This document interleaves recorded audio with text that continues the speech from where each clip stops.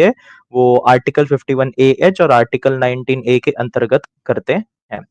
तो शुरू करते हैं। सबसे पहले ये इनकरेक्ट इंटरप्रिटेशन है। इनकरेक्ट इंटरप्रिटेशन बोल दीजिए या फिर इनकरेक्ट ट्रांसलेशन कह दीजिए, दोनों बात एक ही होगी एक्चुअल में। क्यों कुणाल जी? क्योंकि इंटरप्रेट तो गलत किया ही है इस व्यक्ति ने, लेकिन हम्म। अनुवाद भी गलत तरीके से किया है। बिल्कुल बिल्कुल। जो सही अनुवाद है हम दिखा देंगे। हाँ, अच्छा, सही ये अनुवाद भी कहाँ हम से लिया दिखाएंगे। गया है, किसने दिखाया था ये?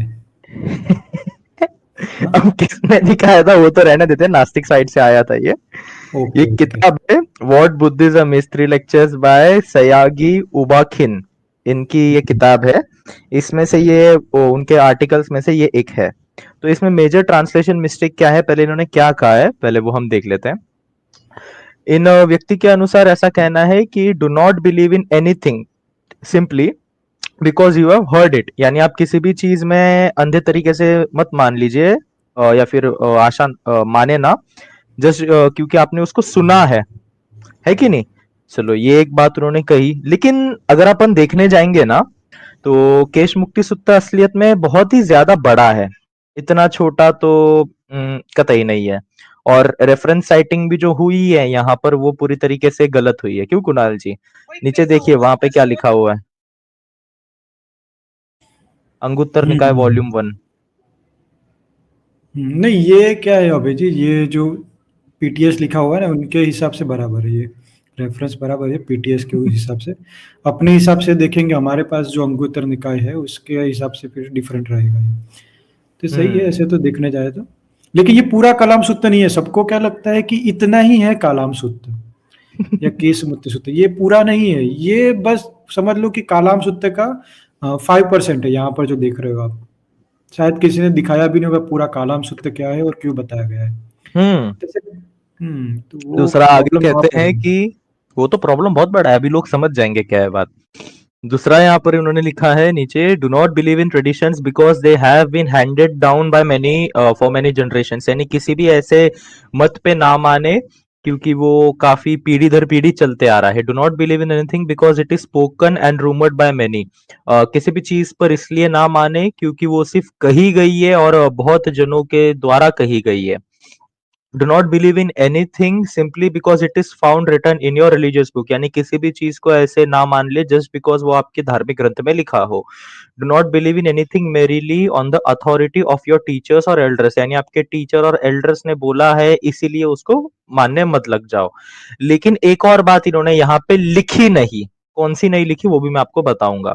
But after observation and analysis, when you find anything that agrees with reason and is conducive to the good and benefit of one and all, then accept it and live up to it. अब यहाँ पे कुणाल जी जैसे हम देखते हैं इन्होंने उनके तरीके से समराइज करने में सही लिखा है ऑथर ने, लेकिन समराइज करते समय प्रॉब्लम एक हुई है कि एक जो पॉइंट था कि just because it is according to it is rational, it sounds rational, you should not follow that particular thing, ये भी इन्होंने लिखना चाहिए था क्योंकि वो बात भी आई है केश मुक्ति सूत्र में। लेकिन जी। उन्होंने ऑथर ने इस बात को ध्यान पे ना देते हुए, मेन चीज पे ना रखते हुए डायरेक्टली यहाँ पे लिख दिया ये। लेकिन इन्होंने पूरा जो ट्रांसलेशन किया है उस पे हमारे जो नास्तिक भाई बंधु है वो ध्यान नहीं देते और हमारे जो बौद्ध भाई बंधु है वो भी ध्यान नहीं देते कि इन्होंने आगे क्या लिखा है। Anything that agrees with reason and conducive to the good benefit of one and all then accept it and live up to it. यहाँ पे उन्होंने बहुत जनों के हित की बात करी है, लेकिन हित को हम लोग अपने लोग एज अ मेन फेस पे ना लेते हुए तर्क बुद्धि को ले लेते हैं, जबकि तर्क बुद्धि का यहाँ पे विषय आया ही नहीं है कहीं से कहीं तक। अब वो क्यों नहीं आया है, किस लिए नहीं आया है, इसका फायदा उठाते हुए विक्षिप्त मनस्थिति और छिलके के चेले लोग जो है बड़बड़ करने लग जाते हैं। अच्छा, ये वीएल हरिबा नायडू जी का एक है। ये कह रहे हैं दिवंगत श्रीलंकाई बौद्ध भिक्षु पुण्य जी महाथेरो को सुनिए, कलाम सुत्त का सही विचार मिलेगा। Listen to late Sri Lankan Buddhist monk the great right to the know of Kalama Sutta. अरे रुक जाइए भाई, रुक जाइए।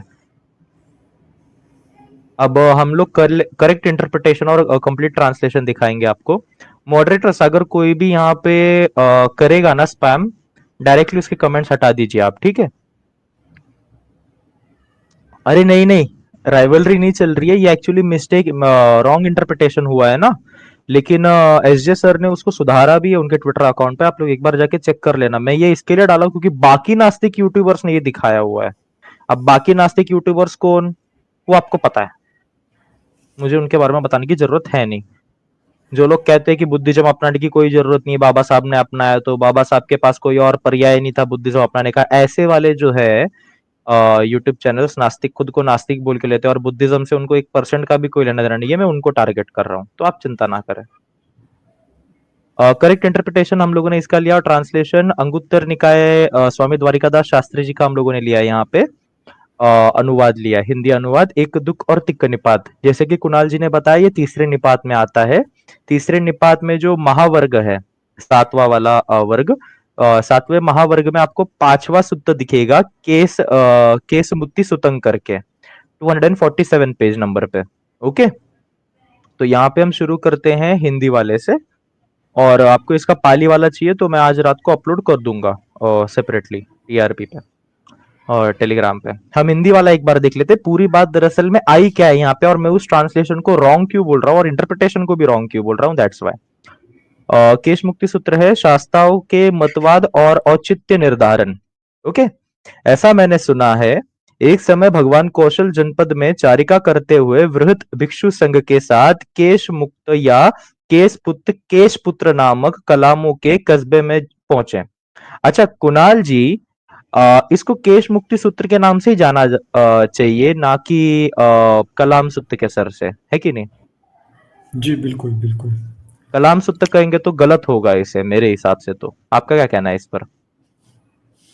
हाँ बिल्कुल, लेकिन वहाँ पर कालामों की भी बात आ रही है, तो लोगों ने ये कालाम सुत्त ऐसा बोल के फेमस कर दिया है, तो अभी किसी को केस मुत्ती सुत्त बोलेंगे तो वो पहचान ही नहीं पाएंगे किस बारे में बात कर रहे हैं, तो हमें भी थंबनेल में कालाम सुत्त ही लिखना पड़ा।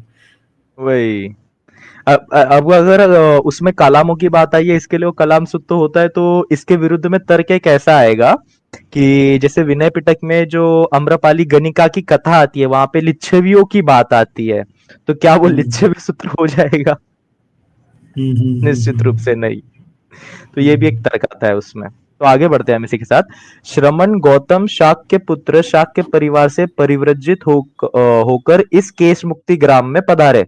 अब भगवान बुद्ध जो है वो चारिका कर रहे थे अपने भिक्षु संघ के साथ, ठीक है, कौशल जनपद में केश मुक्ति ग्राम जाकर वो पहुंचे।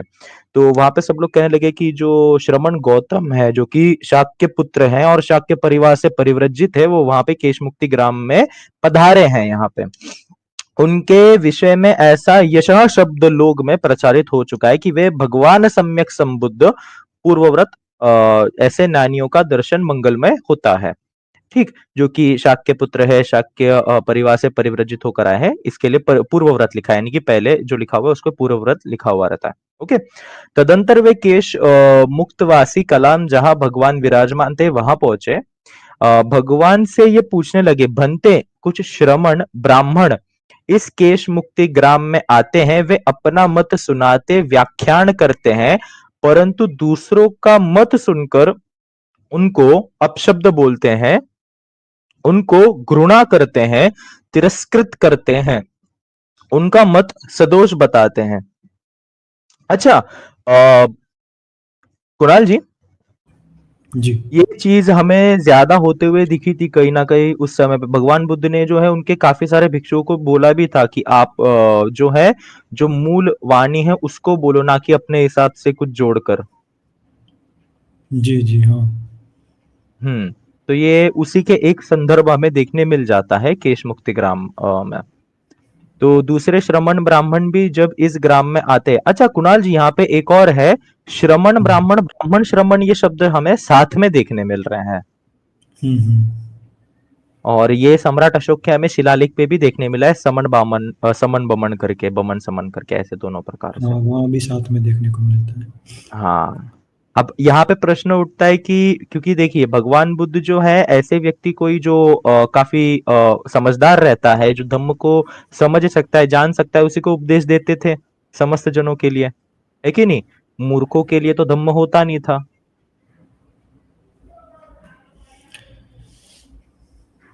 बराबर। जी जी, बिल्कुल बिल्कुल। हाँ, तो फिर वैदिक ब्राह्मणों को क्यों भगवान बुद्ध उपदेश देंगे? नहीं, उसमें ऐसा भी नहीं होता ना कि मतलब पूरी कम्युनिटी ऐसी नहीं होती ना, ऐसा देखने जाए तो। यानी तो इनको ये मानना पड़ेगा, इसमें अगर वो ब्राह्मण मान रहे हैं, समन बामन में का बमन मान रहे हैं, तो इन लोगों को हुँ। ये भी मानना पड़ेगा कि इनके बमन जो थे अपने आचार्यों को छोड़ के भगवान बुद्ध के पास जाकर उपदेश ले रहे थे, क्योंकि इनके आचार्यों में कोई दम नहीं था। हाँ, वो मानना पड़ेगा फिर उनको। अगर ये ब्राह्मण वही ब्राह्मण जो अभी वो मान रहे हैं, तो उनको ये मानना पड़ेगा कि वो लोग भी फिर श्रमण परंपरा जो थी उसमें जाते थे, और ऐसा नहीं भगवान बुद्ध, जैन परंपरा में भी बहुत सारे ब्राह्मण गए थे, हम्म। तो वैसा भी मानना पड़ेगा फिर। कह रहे देखते हैं अभी और आगे बात क्या आती है। तो उनका मत सदोष बताते हैं, उन सबके मत को सुनकर हमें शंका होती है।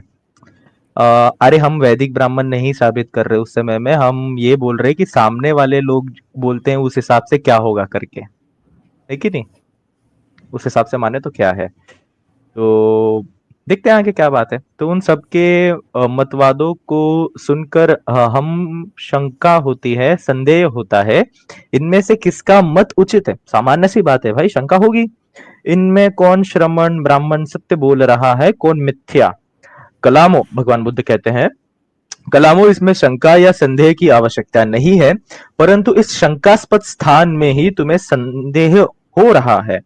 यदि तुमको मेरा परामर्श यह है, तुम किसी की सुनी सुनाई बात, अब यहाँ पे से ध्यान दीजिएगा हम क्या कह रहे हैं। तुम किसी की सुनी सुनाई बात पर ध्यान न दो, तुम किसी की यह परंपरा है इसलिए उस पर विश्वास न करो, यह इतिहास है इसलिए विश्वास न करो, ये ऐसा ग्रंथों में लिखा है, इस बात से भी उसे नहीं मानना चाहिए।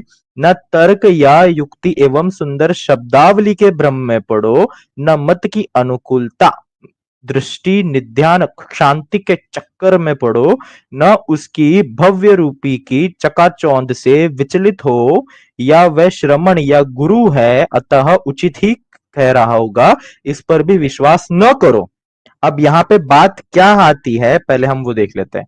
यहाँ पे जो विक्षिप्त बुद्धि है, जो अंडे का छिलका है, और जो उसके चेले चपाटे, और वो वैदिक मतवावलंबी और जो विपक्ष है, वो कहता है कि यहाँ पे भगवान ने कहा है कि न तर्क व या युक्ति के सुंदर शब्दावली के भ्रम में पड़ो। कहते हैं भगवान बुद्ध ने यहाँ पे तर्क बुद्धि को न मानने के लिए बोला है, लेकिन पूरी बात नहीं बताते।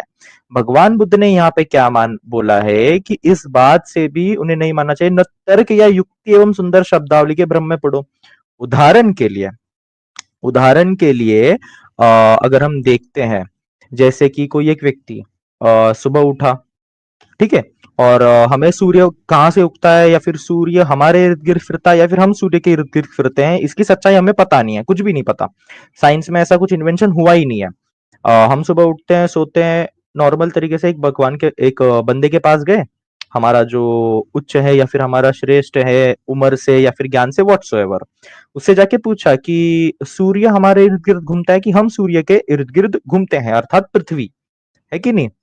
तो फिर वो व्यक्ति कहता है कि तुम जब सुबह उठते हो तो सूरज जो है ईस्ट से निकलता है, और ढलता है वो वेस्ट में जाके ढल जाता है।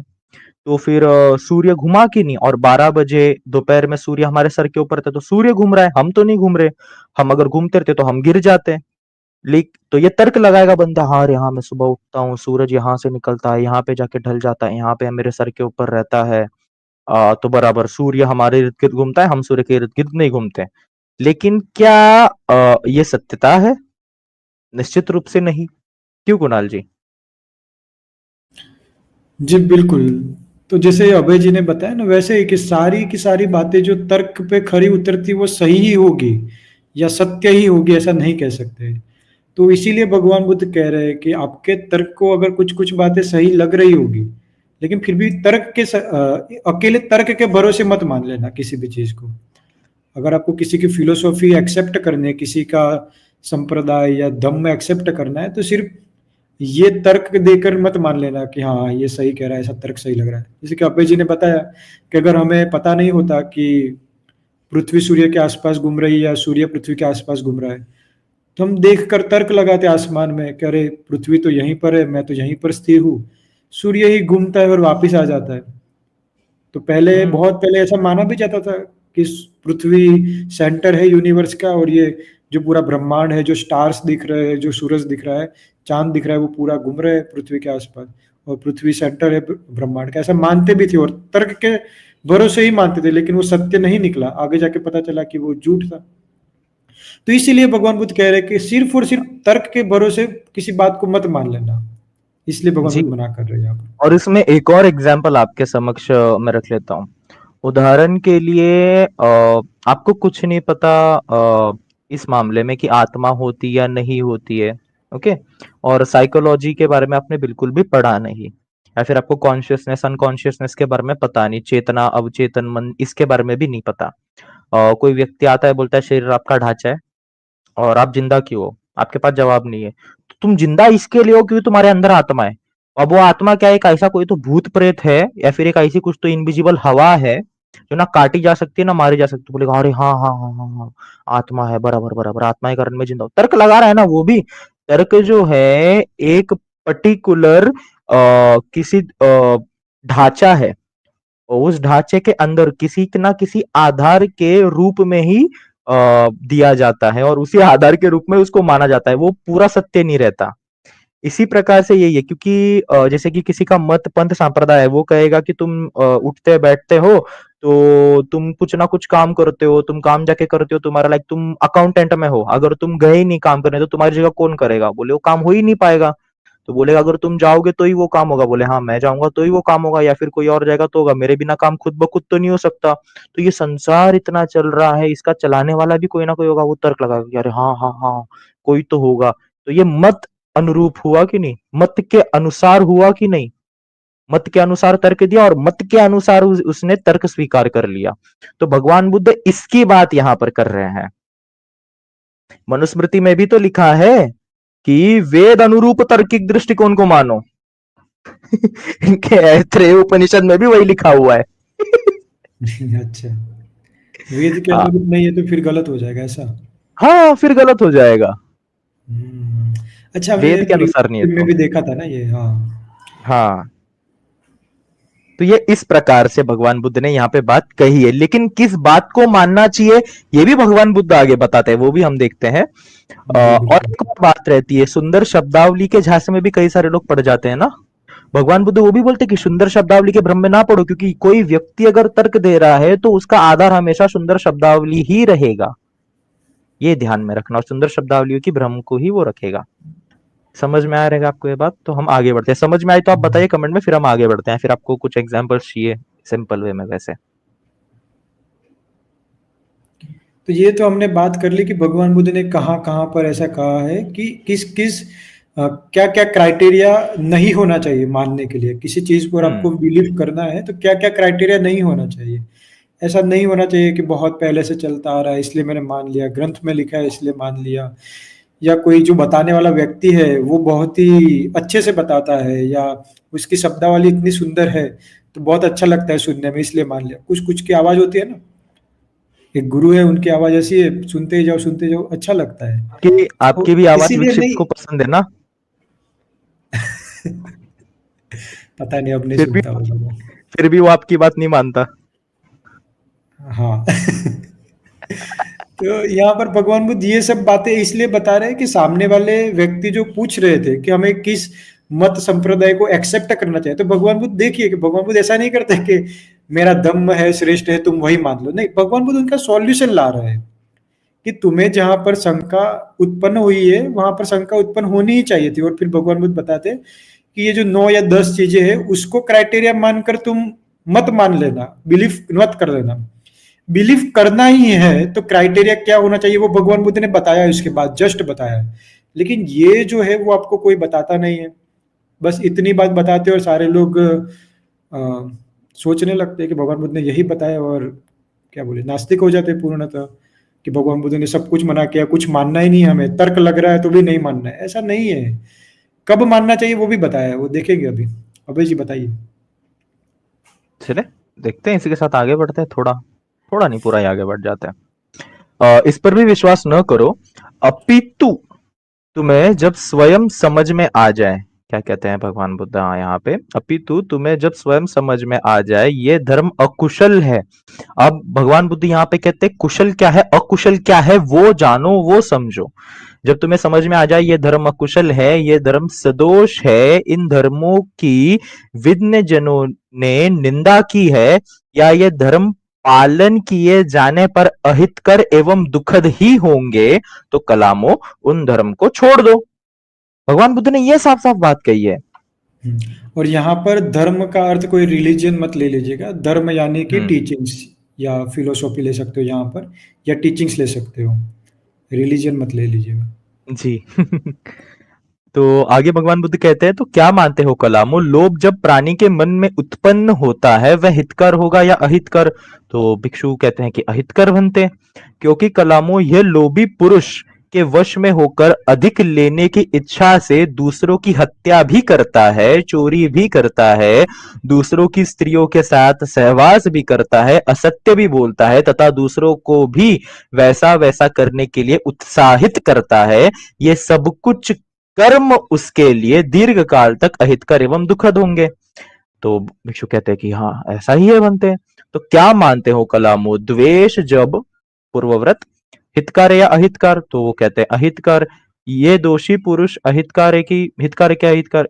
अहितकार एवं दुखद ही होंगे, ऐसा ही है बनते। तो क्या मानते हो कलामो, मोह जब पूर्वव्रत या अहितकर, हितकर या अहितकर? तो भिक्षु कहते हैं अहितकर बनते। ये मोह मुग्ध पुरुष अहितकर एवं दुखद ही होंगे, ऐसा ही बनते हैं। तो क्या मानते हो कलामो, ये उपर्युक्त धर्म कुशल है या अकुशल? तो भिक्षु गण कहते हैं कि अकुशल है बनते। सदोष है या निर्दोष? सदोष है। विज्ञ जनों द्वारा निंदित है या प्रशंसित? निंदित है। तो इतना आपको समझ में आया? अच्छा एक क्षण। जी जी। तो जैसे अभय जी ने बताया वो आप समझ गए ना, कि भगवान बुद्ध सामने वाले जो कालाम थे उनको पूछते हैं कि जो लोभ उत्पन्न होता है वो हित मतलब अच्छा करेगा या बुरा करेगा आपका? तो सब लोग कहते हैं कि नहीं, लोभ जो उत्पन्न होता है तो वो अच्छा कर ही नहीं सकता, क्योंकि लोभ के कारण हम क्या क्या कर लेते हैं। लोभ के कारण लोग हत्या कर लेते हैं, पैसों का लोभ होता है तो हत्या कर लेते हैं, चोरी कर लेते हैं, दूसरी स्त्रियों के साथ सहवास भी कर लेते हैं, झूठ भी बोल लेते हैं, और लोगों को भी ऐसा करने के लिए प्रेरित करते हैं। क्यों? लोभ के कारण तो ये सब होता है। फिर आगे भगवान बुद्ध बताया कि अगर मन में द्वेष उत्पन्न हो रहा है, किसी टीचिंग्स को फॉलो करके आपके मन में द्वेष उत्पन्न हो रहा है, ठीक है, कोई भी आकर आपको कुछ समझा रहा है कि ऐसे ऐसे टीचिंग्स है, ठीक है, कुछ कुछ टीचिंग्स ऐसी है इस दुनिया में जहां पर आप सुनोगे तो आपको द्वेष उत्पन्न होगा अगर इसको मानने लगोगे तो भगवान बुद्ध कहते हैं कि सामने वाला अगर कोई ऐसी टीचिंग्स दे रहा है जिससे आपको द्वेष उत्पन्न हो रहा है तो वो अच्छी बात है या बुरी बात है? तो सब लोग कहते हैं ये तो अहितकर है, यानी कि बुरी बात है, क्योंकि द्वेषी द्वेषी पुरुष जो होता है वो क्या कर सकता है? हत्या भी कर सकता है, चोरी भी कर सकता है, पर स्त्री गमन कर सकता है, झूठ बोलता है, और दूसरों को भी वैसा करने के लिए उत्साहित करता है। इसलिए ये क्या होता है? अहितकर होता है। तो वो जो कालाम थे, हाँ भगवान बुद्ध आप सही बताया कि अहितकर होता है। फिर ये ऐसे ही मोह की बात करते, मोह यानी कि मूर्खता की बात करते हैं। कुछ कुछ टीचिंग ऐसी होती है मूर्खतापूर्ण वाली बातें, जैसे कि चारवाक की टीचिंग्स थी मूर्खतापूर्ण, वैसी टीचिंग्स होती है जहां पर हे भाई कोई ऐसा सेंस ही ना नहीं है। कहो, इनको दुख होगा। अच्छा किसको? मैं, है ना, एक थे पिछले स्ट्रीम में आए थे महोदय, आस्तिक अच्छा। वर्सेस नास्तिक वर्सेस बौद्ध धम्म करने को। अच्छा इसमें ना एक और चीज जानने जैसी है। एक तर्क दिया था महान चार्वाक ने कि पुनर्जन्म नहीं होता, तो आप अच्छा कर्म कर रहे हो या बुरा कर्म करते हो इसका फल भी नहीं मिलता आपको, ठीक है, और ना ही कोई ईश्वर है। तो उसने बोला था कि पियो पियो पुनः पियो, मद्यपान करो, पर स्त्री का गमन करो, पित्वा पित्वा पुनः पित्वा, यावत पतति भूतले उत्थाय च पुनः पित्वा पुनर्जन्म न विद्यते। मतलब ऐसा ऐसा ज्ञान है इनका। लोग भी सोचते रहेंगे, अगर एक पियक्कड़ रहेगा, कोई नशेड़ी रहेगा, वो सोचेगा कि अरे हाँ मैं तो पीता हूँ, मैं तो खुश रहता हूँ, मुझे कोई दिक्कत नहीं होती, अवश्य ही पुनर्जन्म नहीं होता रहेगा और कर्मफल का सिद्धांत ना होता रहेगा, तो मैं पीते रहता हूँ जैसे हमारे प्रिय विक्षिप्त मनस्थिति और अंडे का छिलका है, पीते रहते हैं, बोलते रहते हैं, है कि नहीं? तो देखिए अभय जी ने जैसे एग्जाम्पल दिया कि कैसी थी चारवाक की टीचिंग्स, तो वहां पर हमें दिखाई देता है कि देखो कैसी मोह मुग्ध मोह से युक्त बातें थी वो। उसके कारण कैसा होगा कि वो क्या करेगा, अगर उस वो ऐसा मान लेगा कि कर्म और कर्म का विपाक नहीं होता है, वैसा मान लेता है कि अच्छा करने से अच्छा नहीं होता और बुरा करने से बुरा नहीं होगा मेरे साथ, तो उसके कारण वो हत्या भी करेगा, चोरी भी करेगा, परस्त्री गमन करेगा, ये जो अ, शराब वराब पिएगा, दूसरों को परेशान करेगा और लोगों को भी वैसे उत्साहित करेगा, तो पूरा जो समाज का स्ट्रक्चर हो या सामाजिक स्ट्रक्चर, वो पूरा बिगड़ जाएगा। तो देखिए वहां पर हमें भगवान बुद्ध का ये नियम लगाना है कि क्या वो टीचिंग्स मोह युक्त है, तो हाँ है, तो इसलिए नहीं माननी चाहिए। साफ साफ है, ये जो पूरा सूत्र पढ़ोगे ना तो वहां पर आपको पूरा समझ में आ जाएगा कि कौन से टीचिंग्स को मानना चाहिए, कौन से टीचिंग्स को नहीं मानना चाहिए, उसके क्राइटेरिया क्या होने चाहिए, बहुत अच्छे से भगवान बुद्ध ने बताया है। जी। चलो आगे आगे देखते हैं। भगवान आगे भगवान बुद्ध कहते हैं, इनका पालन करने पर ये अहितकर या दुखद होंगे या नहीं, तुम्हें क्या लगता है? पालन करने पर ये सब धर्म हमारे लिए अहितकर या दुखद ही होंगे, हमें तो ऐसा ही लगता है, भिक्षु कहते हैं। तो इसलिए कलामो, मैंने तुम्हें कहा था, कलामो, इसमें शंका संदेह की आवश्यकता नहीं है। तुम किसी की कही हुई बातों को सुनकर उस पर ध्यान न दो, पूर्वव्रत। तो कलामो, उन धर्मों को छोड़ दो। ये जो कहा था ये उपर्युक्त व्याख्यान के परिप्रेक्ष्य में ही कहा था, भगवान बुद्ध ये भी कहते हैं। जी बिल्कुल। यहाँ पर आप लोग समझे क्या कहना चाहते हैं भगवान बुद्ध, कमेंट करके बताइए फटाफट। चलिए जल्दी जल्दी कमेंट करिए, मैंने जॉब छुड़वा दी है बहुत लोगों की।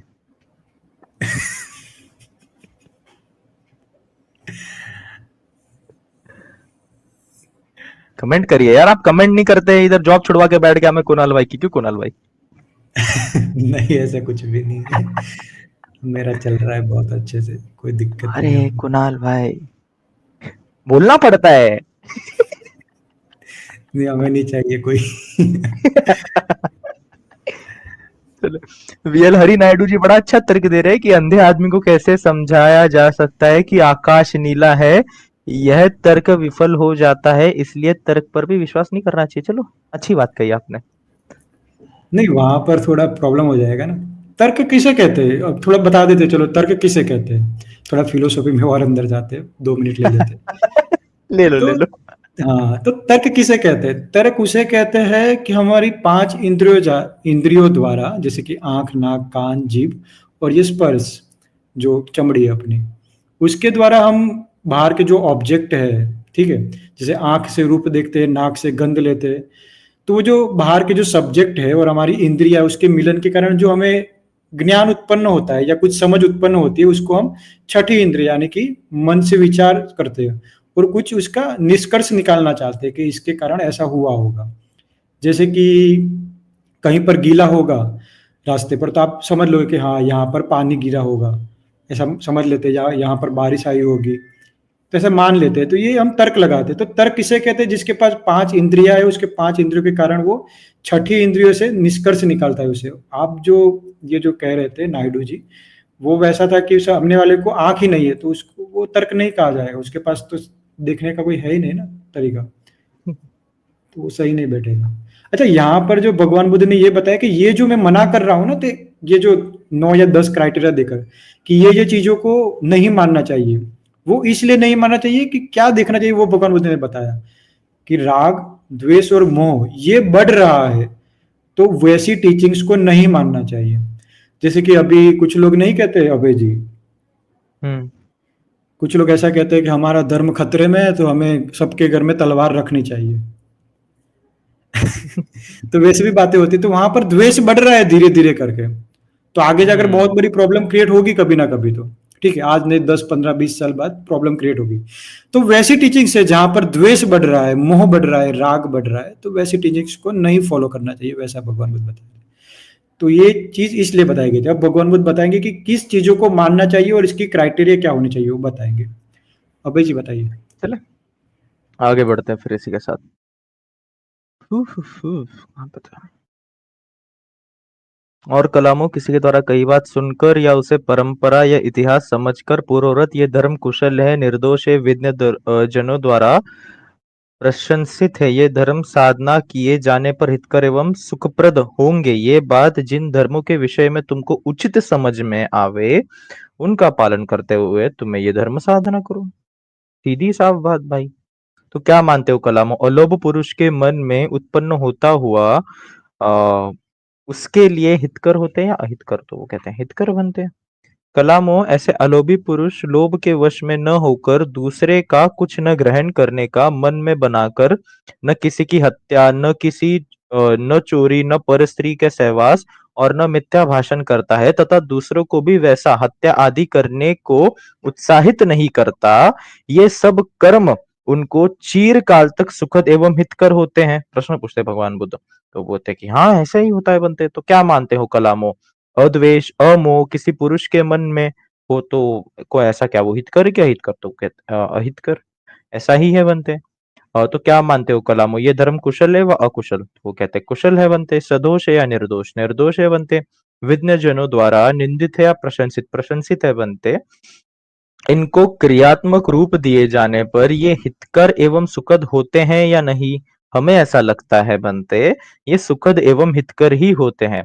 तो कलामो, ये जो हमने तुमसे कहा था किसी की कही हुई बात को सुनकर या परंपरा या इतिहास समझकर पूर्वव्रत तुमको उचित समझ में आवे उसी का पालन करते हुए साधना करो, ये कथन उपर्युक्त व्याख्यान के संदर्भ में ही कहा था भगवान बुद्ध, यहाँ पे साफ साफ कह रहे हैं।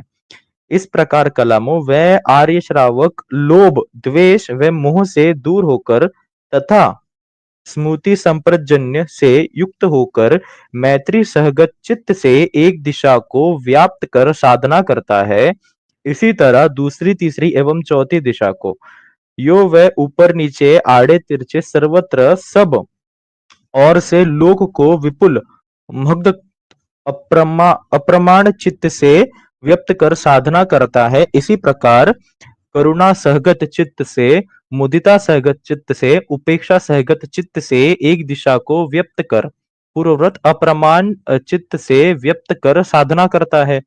कलामो, तब वह आर्य श्रवक इन प्रकार साधना कर वैर द्वेष एवं किसी अन्य को हानि पहुंचाने के विस्तार से तथा कष्ट देने की इच्छा से उसका चित्त शुद्ध निर्मल हो जाता है। ऐसी स्थिति में उसको तब इस साधना के कारण ये चतुर्विद आश्वासन प्राप्त होते हैं। अच्छा, चतुर्विद बोला है, चतुर्वेद नहीं बोला है। ओके। अच्छा, ये चतुर्विद आश्वासन पे आते हैं बात करने के लिए अभय जी, लेकिन जो पहले बताया ना वो थोड़ा समझा देते हैं, क्योंकि एक साथ बहुत कुछ पढ़ लेंगे तो दिक्कत हो जाएगी समझाने में, समझने में भी। तो इसके पहले का जो पेज था ना, वहाँ पर वो एक बार खोल दीजिए। हाँ, तो आप लोगों को भी जब भी ये कोई चीज़ सुन रहे हो, ठीक है, यूट्यूब पर या कहीं पर भी रिलीजन के बारे में, फिलोसॉफी के बारे में, तो आपको प्रश्न आए कि मुझे किस चीज़ पे यकीन करना चाहिए, किस चीज़ पे यकीन नहीं करना चाहिए, तो इतना याद रखना चाहिए, ठीक है। क्या याद रखना चाहिए कि क्यों नहीं मानना है उसको याद रखना है, और क्यों मानना है वो क्राइटेरिया याद रखना है। क्यों नहीं मानना है, तो ये जो क्राइटेरिया भगवान बुद्ध ने आगे बताया कि परंपरा से चली आ रही है, कोई चीज़ है जो बहुत सारे लोग मान रहे हैं, मैक्सिमम पीपल मान रहे हैं इसलिए मान लेता हूँ, या फिर जो बताने वाला व्यक्ति है वो बहुत अच्छे से बताता है, उसकी आवाज़ बहुत अच्छी है, या उसका बताने का तरीका बहुत अच्छा है इसलिए मान लेता हूँ, या फिर आपका जो मत है, यानी कि आपकी जो बचपन से आपका जहाँ पर जन्म हुआ है उसका जो मत है, और सामने वाला व्यक्ति जो बता रहा है उसका जो मत है वो सही है, तो इसलिए नहीं मान लेना चाहिए, या फिर तर्क के आधार पर सही लग रहा है फिर भी नहीं मानना चाहिए, लेकिन कब मानना चाहिए वो भी बताया। तो ये सब क्राइटेरिया है तो मत मानो, सिर्फ इसी क्राइटेरिया के ऊपर नहीं मानना है।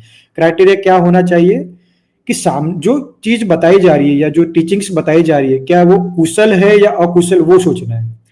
तो आपको इजीली सबको पता चल जाता है कि कोई चीज कुशल है या अकुशल। बहुत ही ज्यादा मूर्ख होगा उसको ही नहीं समझ में आएगा, बाकी तो सामान्य लोगों को पता चल ही जाता है ना अभय जी कि कुशल क्या है और अकुशल क्या है। जैसे कि मैं बताऊंगा चलो कि प्राणी हत्या करो, तो सब लोगों को पता चलेगा प्राणी हत्या करना अच्छी बात है या बुरी बात है, सबको पता है कि बुरी बात है।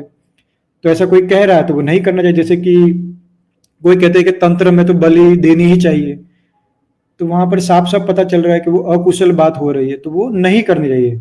वैसी टीचिंग्स को नहीं मानना चाहिए। सीधा भगवान बुद्ध बता रहे हैं कि जो भी टीचिंग्स है वो कुशल है या अकुशल, वो देखना है पहले।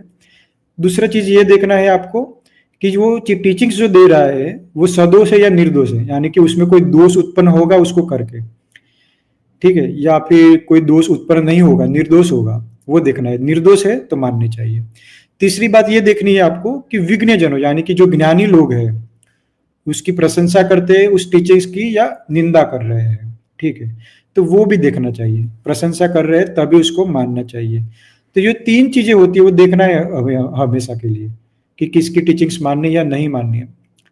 तो यही है अभय जी। कुछ लोग आधा अधूरा दिखाते हैं और कलाम सूत्र को एकदम प्रॉपर वे में नहीं दिखाने के कारण बहुत सारे भ्रम पैदा हो जाते हैं। जबकि भगवान बुद्ध ने साफ साफ बताया भी है कि क्या क्राइटेरिया होना चाहिए मानने के लिए। किसी चीज पर आपको बिलीव करना है तो क्या क्राइटेरिया होना भी चाहिए, वो भी बताया है। और फिर अभय जी ने जो आगे बात की है जो मैत्री भावना की, वो वाला भी तो खोल दीजिए अभय जी। ये जो बात की अभय जी ने ऊपर जो पैराग्राफ है वहां पर, कि अगर कोई चीज है, कोई व्यक्ति है वो वैसा मानता है जहां पर कुशल कर्म को बढ़ावा दिया जा रहा हो, ठीक है, निर्दोष टीचिंग्स हो, मतलब किसी को परेशानी हो वैसी टीचिंग्स नहीं दी जा रही हो, वैसी कोई टीचिंग्स मानता है, तो उसके कारण क्या होता है कि उसके मन में सामान्यतः मैत्री भावना उत्पन्न हो जाती है, मैत्री युक्त चित्त उत्पन्न हो ही जाता है। जैसे कि जो पंचशील है उसका पालन करते हैं, भगवान बुद्ध ने जो बताया है कि प्राणी हत्या नहीं करना, चोरी नहीं करना, शराब नहीं पीना, झूठ नहीं बोलना, परस्त्री गमन नहीं करना, तो जो हम पालन करते हैं तो धीरे धीरे हमारे अंदर मैत्री सहगत चित्त उत्पन्न होने लगता है। तो उसके कारण क्या होता है कि हमारा जो चित्त है वो चारों तरफ से मैत्री युक्त बन जाता है, वहां पर कुछ भी लेस मात्र भी द्वेष नहीं बचता है, उसको कहते हैं मैत्री सहगत चित्त। फिर आगे हम मुदिता सहगत चित्त, उपेक्षा सहगत चित्त, करुणा सहगत चित्त, ये जो चारों ब्रह्म विहार है उसको भी हम पार कर सकते हैं, ठीक है। वो बताया जो साधना की बात की गई है वहां पर, ओके।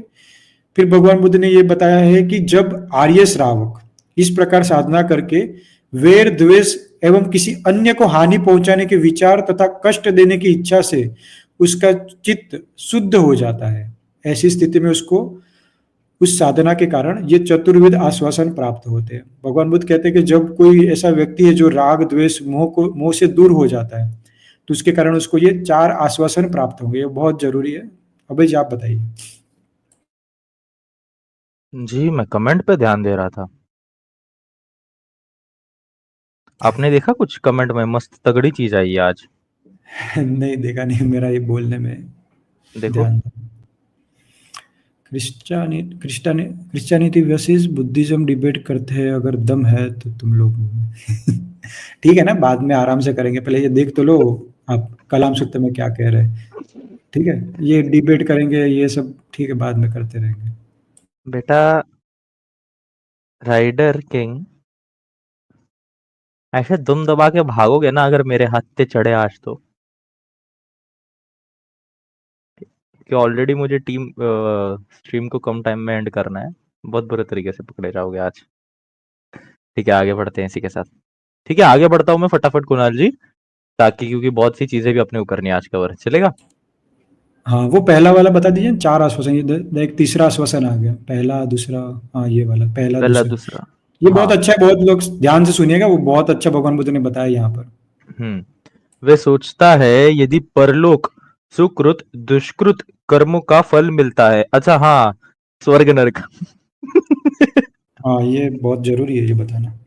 अच्छा देखिए, जैसे कि हम लोगों ने देखा है कि मैक्सिमम क्वेश्चंस कुणाल भाई के पास सबसे ज्यादा गए हैं अभी कुछ दिनों में। पहले नहीं जाते थे, अभी कुछ दिनों में ज्यादा गए हैं, और मेरे पास तो आते ही रहता है कंटिन्यूशन में कि अ, भगवान बुद्ध ने स्वर्ग नरक बताया है कि नहीं बताया, और बताया है तो फिर हम नहीं मानेंगे बुद्ध धर्म को, ऐसा वैसा। और कुछ लोग कहते हैं कि स्वर्ग नरक आपको मानना ही पड़ेगा, उसके बिना आप बुद्धिस्ट नहीं कहला सकते। ये जो अंडे के छिलके के चेले हैं वो सब कहते हैं। तो भगवान बुद्ध इस बात पर क्या कहते हैं, चलिए जरा एक बार वो देखते हैं। वह सोचता है यदि परलोक है, सुकृत दुष्कृत कर्म का फल मिलता है, तो मैं इस देहपात के बाद मरणांतर सुगतिमय स्वर्गलोक में अवश्य पहुंच जाऊंगा। इस प्रकार उसको ये प्रथम आश्वासन प्राप्त होगा। फिर वह सोचता है यदि परलोक नहीं है तथा मेरे इन सुकृत दुष्कृत कर्मों का फल या परिणाम नहीं भी होता, तो मैं भी कम से कम इस लोक में ही सही वैर दूसरों को हानि पहुंचाने तथा दुखमय जीवन से दूर रह पाता हूं। यही क्या कम है? इस प्रकार उसको ये दूसरे आश्वासन प्राप्त होंगे। ओके, आगे बढ़ते हैं। तीसरे आश्वासन में बात आते हैं। फिर वह सोचता है यदि यह मान ले कि करने वाले को ही पाप लगता है, तो मैं किसी के विषय में कोई पाप करने का विचार ही नहीं कर रहा हूं, तब मुझे उस पाप के कारण होने वाला दुख क्यों मिलेगा? ये तीसरा आश्वासन उसको उसकी इन शुद्ध क्रियाओं के कारण मिलता है। फिर वह सोचता है यदि मैं ये मान लूं कि करने वाला कोई पाप नहीं करता, मान ले कि करने वाला कोई पाप नहीं करता, तब भी मैं उभ उभय था दोनों ही तरह से शुद्ध निष्पाप हूं, उसको ये चतुर्थ आश्वासन प्राप्त होता है। कुणाल जी, क्या कहना चाहेंगे आप इस पर? इससे तो जी साफ पता चलता है कि आप अगर स्वर्ग में न भी मानते हो, ठीक है, लेकिन आप अच्छे कर्म कर रहे हो तो आपको इस जीवन में सुख प्राप्त होगा। अगर आप मानते हो उसके हिसाब से कर्म करते हो तो देहपात के बाद आपको अच्छी गति प्राप्त होगी, है कि नहीं? यानी जो मेन कोर है, it is what following the शील। ओके, शील का पालन करना, चरित्रवान रहना, शीलवान रहना, चरित्रवान से ज्यादा शीलवान रहना, अच्छे कर्म करने को ज्यादा महत्व दिया जाता है बुद्धिज्म में। क्यों कुणाल जी? बिल्कुल बिल्कुल। तो यहाँ पर जैसे अभय जी ने बताया कि जो कोई व्यक्ति होगा जो लोभ द्वेष और मोह से दूर रहेगा या ऐसी टीचिंग्स को फॉलो करेगा, जैसे धम्म है, ठीक है, भगवान बुद्ध की टीचिंग से वैसी टीचिंग्स को फॉलो करेगा जहां पर ऐसा बताया जाता है कि लोभ से दूर रहना चाहिए, द्वेष से दूर रहना चाहिए और मूर्खता या मोह से दूर रहना चाहिए, और किस प्रकार से दूर रहना चाहिए उसकी भी मेडिटेशन टेक्निक या फिर योनिसु मनसिकार, ठीक है, योनिसु मनसिकार को बाद में समझेंगे क्या होता है, लेकिन उस तरीके से टीचिंग्स दिया जाता है, उस तरीके से साधना बताई जाती है कि किस प्रकार से राग द्वेष मोह से दूर रहा जाए। तो वैसा व्यक्ति अगर जीवन जीता है तो उसको 4 प्रकार के आश्वासन मिल जाते हैं पहले ही, इसी जीवन में उसको 4 प्रकार के आश्वासन मिल जाएंगे, ठीक है। तो पहला आश्वासन तो यह होगा कि यदि मान लिया जाए कि अच्छे कर्म के कारण, चलो पहले तो ये मान लिया जाए, यदि मान लिया जाए कि स्वर्ग है, ठीक है, भगवान बुद्ध कहते हैं कि यदि मान लिया जाए कि स्वर्ग है तो वो तो अच्छे कर्म कर रहा है, राग द्वेष मोह से दूर रह रहा है, ठीक है, पंचशील का पालन कर रहा है, तो उसके कारण उसको कैसा आश्वासन उत्पन्न होगा कि चलो स्वर्ग है तो मैं तो सुगति ही जाऊंगा, ठीक है, मेरी गति जो होगी मरने के बाद वो तो सुगति ही होगी, वैसा उसको आश्वासन मिल जाता है पहला। अच्छा, दूसरा आश्वासन क्या था, अभय जी खोल दीजिए ना एक बार वो। ओके, मैं खोल देता हूँ वो वाला भी। तो ये लास्ट पैराग्राफ देखिए। फिर उसको दूसरा आश्वासन ये मिलता है कि यदि परलोक नहीं है, ठीक है, यदि परलोक है ही नहीं, मरने के बाद ही सब कुछ खत्म हो जाता है, ऐसा मान लेते हैं, तो यहाँ पर संभावना के ऊपर बात हो रही है, ठीक है, यदि लिखा हुआ है, संभावना की बात हो रही है। भगवान बुद्ध कह रहे हैं कि यदि ऐसा मान लिया जाए कि परलोक नहीं है तो वो जो अच्छे या बुरे कर्म करता है उसका फल भी नहीं मिलता, ऐसा मान भी लिया जाए, फिर भी जो सामने वाला व्यक्ति है वो भगवान बुद्ध के दिए गए पंचशीलों का पालन करता है, अच्छे अच्छे कर्म करता है, तो उसके कारण क्या होगा, वो सोचेगा कि यदि परलोक नहीं है फिर भी क्या, मैं इसी जीवन में तो मैं अच्छे से रहा, इसी जीवन में तो मैंने किसी को हानि नहीं पहुंचाई, ये जीवन मैंने कैसे बिताया, दुखमय होकर नहीं बिताया, अच्छे से बिताया है, बहुत अच्छे से बिताया है, शील पालन करते हुए, कर्म का सिद्धांत मानते हुए, सबके साथ अच्छे से व्यवहार करते हुए जीवन बिताया है, तो उसका ये जीवन तो बहुत अच्छा जाएगा। अगर मान लिया जाए मृत्यु के बाद कुछ है ही नहीं, तो 2 तरह के उसके फायदे होते हैं, ठीक है। अब तीसरा फायदा देखते हैं। अब तीसरा उसका फायदा यह है कि यदि मान लिया जाए कि करने वाले को ही पाप लगता है, यानी कि जो पाप करता है उसको पाप लगेगा, मतलब कि जो पाप करता है उसके साथ बुरा होगा ही, तो वो सोचेगा मैं तो कोई पाप कर्म कर ही नहीं रहा हूं, मैं तो हमेशा ही प्राणी हत्या से दूर रहता हूं, पर स्त्री गमन से दूर रहता हूं, व्यभिचार मतलब कि पर स्त्री गमन से दूर रहता हूं, झूठ नहीं बोलता हूं, फिर क्या कहते हैं कि शराब मदिरा ये सब से भी दूर रहता हूं, तो मैं तो पाप कर्म कर ही नहीं रहा, तो मुझे दुख मिलेगा ही नहीं, तो वैसा उसको आश्वासन मिल जाता है। ये तीसरा आश्वासन हुआ। और चौथा आश्वासन ये होता है कि यदि मान ले कि करने वाला कोई पाप नहीं करता तब भी मैं उभय था, मतलब दोनों तरफ से निष्पाप पाता हूँ, यानी कि ठीक है। तो इसको ये 4 प्रकार के आश्वासन मिल जाते हैं। अगर कोई राग, द्वेष, मोह से दूर रहने की टीचिंग्स फॉलो करेगा, तो उसको ये 4 प्रकार के आश्वासन, कॉन्फिडेंस प्राप्त हो जाएँगे। हम्म। ठीक है? इस प्रकार कलामो साधना करते हुए उस आर्य श्रावक का चित्त दूसरों से वैर द्वेष या दूसरों को हानि पहुंचाने के विचार से तथा कष्ट देने की इच्छा से सर्वथा दूर हो जाता है। इस तरह वह साधक विशुद्ध चित्त हो जाता है तथा उसको अपनी साधना की उपलब्धि के रूप में 4 आश्वासन प्राप्त होते हैं। तो भिक्षु कहते हैं कि हाँ भगवान, ऐसा ही है। हाँ सुगत, आप जो कह रहे हैं अभय जी, वैसा भिक्षु ही नहीं, है। कालम, कालम कहते हैं वो। हाँ, ये भिक्षु कालाम, नहीं। नॉट सॉरी, भिक्षु नहीं, कालाम। सॉरी, ब्लंडर हो गया।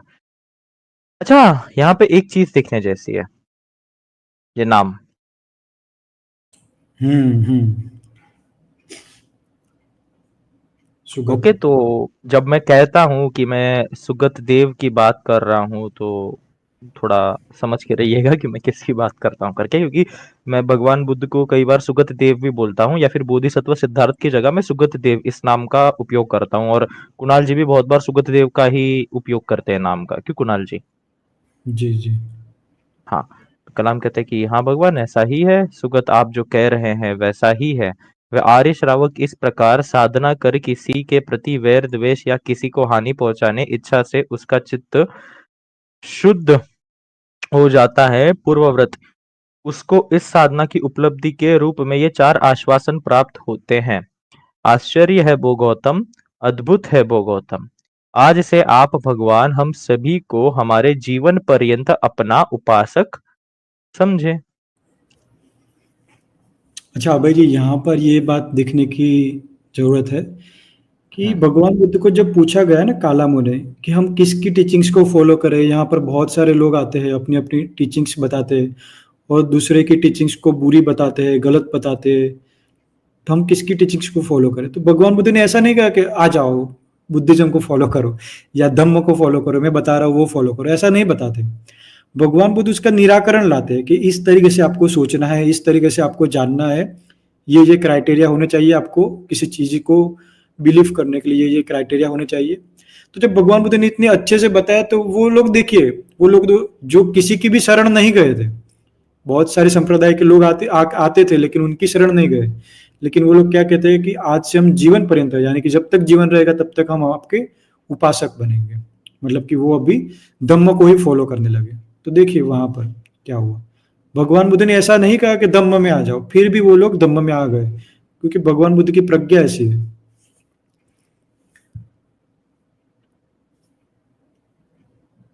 ठीक।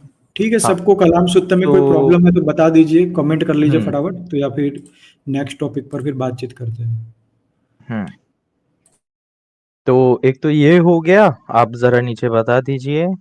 अच्छा हाँ, यहाँ पे देख लीजिए कि कलामों को है भगवान बुद्ध ने जो उपदेश दिया था, वो उनको कन्वर्ट करने के नजरिए से नहीं दिया था, उनके प्रश्न को सुलझाया था। भगवान बुद्ध ने प्रश्न का उत्तर दिया था, तो वो स्वयं से भगवान बुद्ध के उपासक बन गए थे। उन्हें 2 बोरी चावल, थोड़ा बहुत पैसा, ठीक है नहीं, ऐसा नहीं दिया था भगवान बुद्ध ने, ताकि आप आओ आओ हमारे इसमें आओ, है ना, कुछ 2 बोरी चावल दान में देकर अपने धर्म में कन्वर्ट करवा के ले रहे हैं, या फिर आपको स्वर्ग नहीं मिलेगा ये ऐसा डर दिखाकर कन्वर्ट करवा के ले रहे हैं। ऐसा नहीं किया था भगवान बुद्ध ने। क्यों कुणाल जी? हाँ जी, मैंने थोड़ी फॉर्मल वे में बताया, आपने पूरा खोल के बता दिया क्या कहना चाहता था मैं। नहीं, थोड़ा कैसा है, हम कमेंट देखकर बात करते हैं ना। अच्छा, ओके।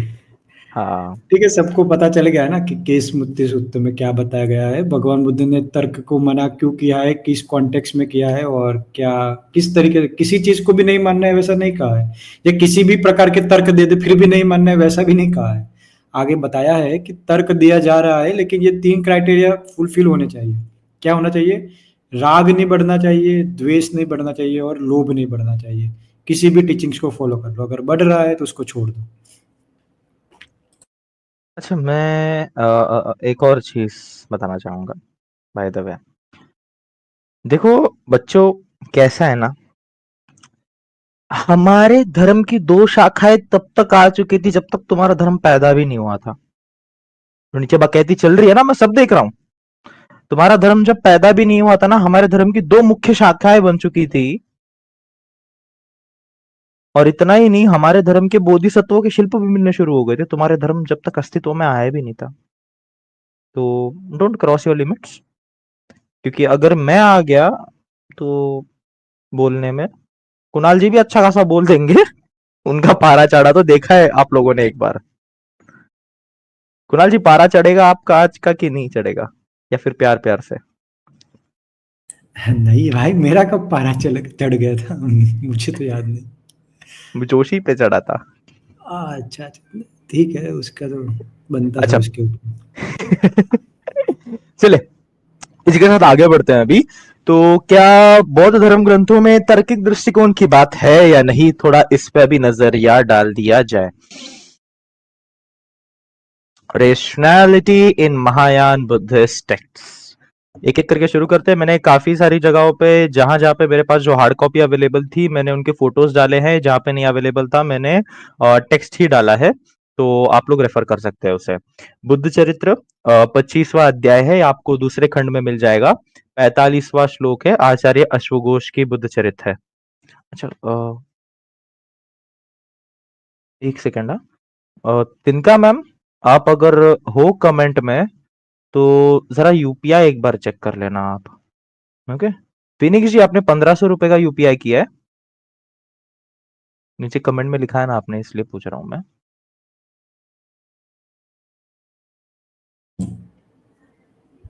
पता नहीं, शायद किया होगा। नहीं, किया है शायद तो वो आप वहाँ नीचे पर बता दीजिए। चावल और पैसे की बात हो रही थी ना, तो वो कह रहे होंगे 1500 में बिक जाते हैं। क्या पता, I don't know, may be, क्योंकि एक बार बोला था उन्होंने इसलिए। नहीं, अच्छा। एक बार ऐसे ही हुआ था, लेकिन कोई बात नहीं। अगर वो 1500 है तो 1500 नहीं होते, वो लोग तो 150 रुपए में अपना धर्म बदल लेते हैं मैम। ठीक है। तो ये टिबेटियन आप देख लीजिए, यहाँ पे श्लोक हिंदी वाला भी डाला है, इसका हिंदी वाला है मेरे पास। ओके। तो monks, you should test whether a teaching is dharma और not by means of compatibility with the Vinaya, the Sutras and reasoning yukti, just as expert goldsmiths test by filling, cutting and heating it। तो ये एक reference रहा। ये इसका हिंदी वाला मैंने डाला है। बुद्ध चरित्र प्रकाश द्वितीय भाग है। इसमें 44 और 45वां श्लोक देख लीजिए। जिस तरह छेद कर, भेद कर एवं तपा कर स्वर्ण की परीक्षा होती है, उसी प्रकार सूत्र एवं आचार बल से आप लोग धर्म की परीक्षा करें। ये मैं नहीं लिख रहा हूं, ये कौन लिख रहे हैं? आचार्य अश्वघोष अपना जो महाकाव्य है बुद्ध चरितम, भगवान बुद्ध के ऊपर जो उन्होंने चरित्र लिखा है, उसमें उन्होंने ये बात कही है। और 45वें श्लोक में उन्होंने कहा है, अज्ञानी लोग जो शास्त्र का अध्ययन नहीं किए हैं, वे न्याय उचित को अन्याय, अनुचित एवं अन्याय को न्याय, इस तरह विरुद्ध देखते हैं। शास्त्र को अर्थ से एवं शब्द से भी विधि पूर्वक समझना चाहिए। अच्छा, कई सारे लोग क्या करते हैं दिक्कत, जैसे कि हमने देखा कि विक्षिप्त की पुरानी आदत है, और वो छिलके की भी, कि बुद्धिज्म की एक चेरी पिकिंग कर दी और डाल दी कि देखो देखो, यहाँ पे गलत बात है, यहाँ पे गलत बात है, whereas it is not like that. Okay. Whereas it is not like that, क्योंकि उसका अर्थ भी हमें समझना पड़ेगा, क्योंकि जो धार्मिक ग्रंथ रहते हैं उनमें दार्शनिक तरीके से कई बार संदेश दिया जाता है छोटे छोटे में, और यह हमें धम्मपद में देखने मिलता है जगह जगह पर। तो उसकी व्याख्या हमें देखनी पड़ेगी, उसका अर्थ क्या है, उसके ऊपर भाष्य क्या किया है, टीका क्या है, हमें वो देखना पड़ेगा। अगर वो हम देखेंगे नहीं तो समझ में कैसे आएगा। तो इसके लिए यहाँ पे आचार्य अश्वघोष भी क्या कहते हैं, शास्त्र को अर्थ से एवं शब्द से भी विधि पूर्वक समझना चाहिए, अन्यथा विपरीत उल्टा शस्त्र पकड़ने वाला अपने ही अंग काटते हैं। वाह भाई। अब थोड़ा आगे बढ़ते हैं इसी के साथ। मेरे पास इसकी हार्ड कॉपी थी, ये आपको एक्सट्रीम टेक जी लिख रहे हैं, 100 व्यूअर देख रहे हैं, मुबारक। हाँ एक्सट्रीम टेक जी, 100 व्यूअर्स, एवरेज अपनी वॉचिंग 100 रहती है। मैक्सिमम टाइम्स अगर अवेलेबल रहते हैं लाइक फ्राइडे पे, तो 150 चली गई है, लास्ट 180 गई थी अपनी वॉचिंग। बोधिचर्या अवतार सूत्र है, इसका आपको पीडीएफ भी मिल जाएगा और टीआरबी पे अपलोड कर देंगे हम लोग, इसका पीडीएफ भी है मेरे पास। आचार्य शांति देवकृत उनका ये ग्रंथ है बोधिचर्या अवतार सूत्र। शांति भिक्षु शास्त्री का मैं यहाँ आपको अनुवाद दिखा रहा हूँ, ये प्रथम संस्करण है 1955 वाला। यहाँ पे परिवृष्ट 3 अगर आप देखेंगे, परिवृष्ट 3 में इन्होंने भगवान बुद्ध के कुछ बुद्ध वचन है उनके ऊपर उन्होंने अपनी बात रखी है, जो अन्य महायान ग्रंथों में और त्रिपिटक के कुछ ग्रंथों में बात आती है, एवं मिलिंद प्रश्न का भी उन्होंने बात रखा है। सबसे पहले आती है ये वाली, यत किंचितं सुभाषितं सर्वतद बुद्धभाषितं, प्रत्येक सुभाषित बुद्ध वचन है। अब ये कहां से लिया था उन्होंने, ये मातु चेटक कृत अर्धशतक से उद्गृत, ये वहां से लिया है। अब दूसरा ये हमें देखने मिलता है, सबंग पुबेकुत हेतु ही मिच्छन्ति वदामि, सब पूर्व वाली करनी का फल है, इस बात को मैं मिथ्या कहता हूं। अच्छा कुणाल जी, जी जी। उस दिन एक व्यूअर आए थे ये कहते हुए कि एक कोई बच्चा अगर अपंग पैदा हो गया तो उसको अगर पूर्व कर्म का फल कहेंगे तो ये तो गलत होगा, लेकिन यहाँ पर हम जब देखते हैं जो बोधिचर्य अवतार के ऊपर, नॉट बोधिचर्य, सॉरी ये बोधिचर्य पंजिका का है, ये किंचित सुभाषितं सर्वतद्भुत भाषितं, ये सेकंड वाला जो है ये संयुक्त निकाय का है, संयुक्त निकाय वचन और मिलिंद प्रश्न में आता है ये। तो यहाँ पे से हमें साफ पता चलता है कि सब कुछ पूर्व का फल नहीं होता, पूर्व बलि करने का फल है, इस बात को मैं मिथ्या कहता हूँ। तो ये भी एक हो गया क्लियर। हाँ, वो तो भगवान बुद्ध ने साफ साफ कहा था कि सभी जो दुख आते हैं या सब कुछ जो सुख आते हैं, तो सबको ऐसा नहीं मान लेना चाहिए कि ये पूर्व कर्म के कारण ही हो रहा है। अगर ऐसा मान लिया जाएगा तो क्या बन जाएगा कि सब कुछ पहले से ही नियत है, वैसा मान हो जाएगा ना। अगर हम चल रहे, कांटा लग गया, अरे मैंने पहले किसी को कांटा लगाया होगा, तो उस तरीके से भगवान बुद्ध ने नहीं बताया कि आपके साथ, आपके पास जो भी हो रहा है वो सब कुछ पूर्व कर्म के कारण नहीं होता है। ठीक है, वो भगवान बुद्ध ने वो एक्सट्रीम जो थी, एक्सट्रीमिस्ट विचारधारा थी, उसका खंडन किया था कि वैसा नहीं होता है। कुणाल जी आपकी आवाज, मेरी आवाज नहीं आ रही क्या? हाँ गायब हो गई थी कुछ सेकंड के लिए। अच्छा। हाँ, अच्छा सब तो पूर्व वाली आप कुछ बोल रहे थे। हाँ, तो भगवान बुद्ध ने इसका खंडन किया है, एक्सट्रीमिस्ट लेवल पे नहीं ले गए। वैसा नहीं है कि जो भी होगा वह सब कुछ पूर्व कर्म के कारण ही हो रहा है, वैसा भगवान बुद्ध ने नहीं बताया। क्योंकि अगर वैसा मान लिया जाए ना अभय जी कि जो भी हो रहा है वो पूर्व कर्म के कारण ही हो रहा है, तो फिर तो वो नियतिवाद में आ जाएंगे हम, कि हमने पूर्व जो कर्म की है उसके प्रमाण ही हमारी नियति पहले से ही बन चुकी है, तो हम उसको चेंज नहीं कर पाएंगे, वैसे आ जाएंगे। तो इसलिए भगवान बुद्ध बराबर। ने इसका खंडन किया था कि ये फिर नियतिवाद आ जाएगा यहाँ पर, कि पहले से ही सब कुछ बना हुआ है कि आपके पास, आपके साथ क्या होगा क्या नहीं होगा। तो इसलिए भगवान बुद्ध ने इसका खंडन किया था। और सारे कर्म का फल विपाक भी नहीं आता है, वो भी जो, अगर किसी को कर्म का सिद्धांत समझना है बुद्धिज्म में, तो सारे कर्मों का फल विपाक नहीं मिलता है। जिसके जब हम अवेयर रहते हैं ना, तब वो जो कर्म होते हैं तभी उसके कर्म विपाक मिलते हैं। जैसे कि हम चल रहे हैं या कुछ चला रहे हैं, कार या ऐसा कुछ, तो हमारे पहियों के नीचे भी कोई आकर मर जाते होंगे कुछ कीड़े मकोड़े, तो उसके कारण हमें कर्म के विपाक नहीं मिलेंगे, क्योंकि हम उसको मारने की चेतना ही नहीं थी हम में, और उसको हमको पता भी नहीं कि वो मर गया। जैसे कि हमारी बॉडी है, अभी कितने ही बैक्टीरिया को मार रही होगी, तो उसके बारे में हमें पता ही नहीं है कि ये हो रहा है कि नहीं हो रहा। तो हमारे मन में कोई द्वेष भाव उत्पन्न ही नहीं हो रहा मारने के समय, तो उसका फल विपाक नहीं मिलता है। सही कहा। अच्छा, यहाँ पे वो दो बोरियों ने हमें ब्राह्मण समझाए या हिंदू समझाए, वी आर बुद्धिस्ट। हम दोनों भी हार्डकोर ट्रेडिशनल बुद्धिस्ट है, मैं सच्ची बता रहा हूँ। अगर मुझे एक्सट्रीमिस्ट भी बोलोगे तो आई हैव नो प्रॉब्लम। अच्छा, राजकुमार सायन बहुत टाइम से पूछ रहे हैं कि भगवान का अर्थ क्या है, थोड़ा बता दीजिए अभय जी। सिंपल सा स्टेटमेंट है भाई तुम्हारे लिए, दिमाग के ऊपर ना जाए इसके लिए संबोधि प्राप्त बताऊंगा तो खोपड़ी के ऊपर जाएगा आपके। ठीक है, भग्ग रागो, जो अपने अंदर से राग को भग्न कर दे, मिटा दे।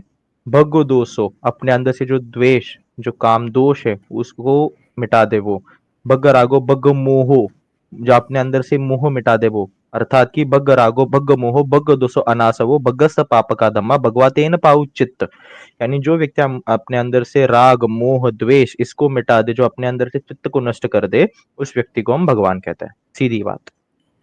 जी बिल्कुल। और ये कोई हमारी डेफिनेशन नहीं है, त्रिपिटक में ही खुद्दक निकाय में सारिपुत्र बनते जी थे, उन्होंने ये डेफिनेशन दी थी, क्योंकि वहाँ पर भगवान बुद्ध को तब भगवा कहा जाता था, तो इसकी डेफिनेशन दी गई है वहाँ पर। तो त्रिपिटक की डेफिनेशन है, वो भी भगवान के समय की, जब भगवान बुद्ध के समय सारिपुत्र बनते जी रहते थे उनके साथ, उन्होंने बताया है। हम्म। ठीक है, आगे बढ़ते हैं। राजकुमार साहनी जी लिख रहे हैं, अच्छा इसको लिखा किसने है? त्रिपिटक में लिखा है, और त्रिपिटक की पांडुलिपि तुम्हारे धर्म से 300 साल पुरानी है। मैं ऑनेस्टली बोल रहा हूँ, मटेरियल एविडेंस हमारे पास तुम्हारे धर्म से 300 साल पुराने त्रिपिटक के। ओके, टेंशन ना ले। अच्छा, तो यहाँ पे आगे देखते हैं हम। तत्व संग्रह का हमें एक श्लोक देखने मिलता है, बहुत ही सुंदर सा श्लोक है। आगे अभी हमें और अच्छे अच्छे श्लोक देखने मिलेंगे। तपाच छेदाच निकषात सुवर्णमेव पंडित है, परीक्षय मद्वचो ग्राहु भिक्षवो न तो गौरवात। का अर्थ वो चुटियाधारी की बात नहीं हो रही है यहाँ पे। यहाँ पे जो स्कॉलर्स रहते थे, जो जानकार रहते थे, उनको पंडित बताया जाता है। अच्छा कुणाल जी, मेरी आवाज सही आ रही है ना आपको? हाँ, परफेक्ट आ रही है। हाँ ओके। नहीं वो एक्चुअली ना एकदम से वो ब्लिंक करने गया था, ब्लिंक करने लगा था वाईफाई, इसके लिए मैंने पूछा। जैसे नहीं, पंडित जन सोने को तपा कर काट कर कसौटी पर कस कर परखते हैं और फिर उसे ग्रहण करते हैं, वैसे ही भिक्षुओं मेरे वचनों को परख कर ग्रहण करो, भक्तिवश उन पर विश्वास न करो। यानी यहाँ पे भी तर्क दृष्टिकोण की बात आ रही है, लेकिन ये तर्क दृष्टिकोण किस आधार पर है? जो भगवान बुद्ध ने बताए थे। राग मोह द्वेष व्यक्ति नहीं चाहिए उसमें, उसमें शांति का संदेश होना चाहिए। अब इसको थोड़ा और डिटेल में हम देखते हैं, और डिटेल में ये हमें बोधिचर्य अवतार का जो पंजिका है, जो भाष्य है, उसमें हमें ये देखने मिलता है। यदर्थवत धर्मो पदोप संहितं त्रिधातु संकलेश निब्रहण वचः भवेच्च यच्छान्त्यनु संसदर्शकं तदुक्त मार्शः विपरीत मन्यथा। जो वचन अर्थवत है, धर्म पदों से युक्त है, तीनों लोकों के, अर्थात कि राग द्वेष एवं मोह रूपी, और धर्मपद अर्थात कि यहाँ पे क्या है, धम्मपद की बात नहीं हो रही है यहाँ पे। यहाँ पे जो तीन अच्छे धर्म रहते हैं, कुशल धर्म रहते हैं, कायिक सदाचार, वाचसिक सदाचार और मानसिक सदाचार, एक प्रकार से हम उन्हें देख सकते हैं, क्योंकि धर्म का हमेशा अर्थ धम्म नहीं होता है। ओके कुणाल जी, एम आई राइट और एम आई एब्सोल्युटली राइट? हाँ बिल्कुल। धम्म का बहुत सारे अर्थ होते हैं, 3-4 प्रकार से धम्म शब्द का अर्थ हुआ है बुद्धिज़्म जी। में। अच्छा ये क्या है? ओके ठीक है, ये भी दिखा देंगे अपन। हाँ, हम्म। अच्छा इसमें तो वो कहते हैं कि जो वचन अर्थवत धर्मपदों से युक्त तीनों लोक, अर्थात कि राग द्वेष एवं मोह रूपी कलेशों का नाश करता है, ऐसे जो वचन है, जो शांति की अनुशंसा बखान करता है, वही बुद्ध वचन है। जो ऐसा नहीं, वो बुद्ध वचन भी नहीं। सामान्य सी बात है कि नहीं? हाँ, तो मैं ये बताना चाहूँगा, कोई भी त्रिपिटक पढ़ता है या कुछ पढ़ता है, तो ये सब ध्यान में रखने का कि किस प्रकार से पढ़ना है, क्या कैसे लेना है किसी चीज़ को। जातक पढ़ते हैं, तो ये सब समझना चाहिए कि किस प्रकार से उसको लेना चाहिए, किस प्रकार से समझना चाहिए। सही बात कही। अब इसमें थोड़ा एक और नीचे बात आती है, वो भी हम देख लेते हैं। वादं च जातं मुनि न उपेति, जहां कलह विवाद होता है वहां मुनि नहीं फटकता। सीधी बात। बिल्कुल।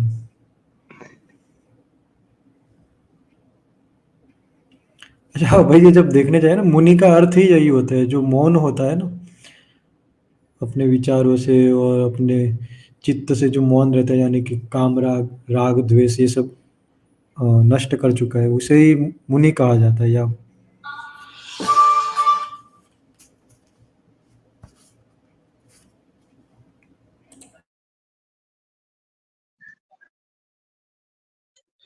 हाँ, तो फुल स्क्रीन ठीक है, ये ठीक है। ये वाला एक हो गया, इसको आगे कर दीजिए थोड़ा मोगली जी।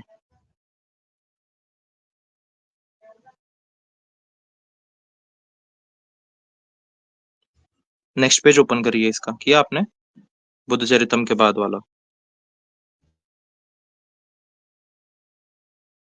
हाँ, बोधिचर्या अवतार का भी एक और नेक्स्ट पेज, बस जूम करना है इसको थोड़ा, मुझे दिख नहीं रहा है क्योंकि मोबाइल से ज्वाइंट हुआ है तो।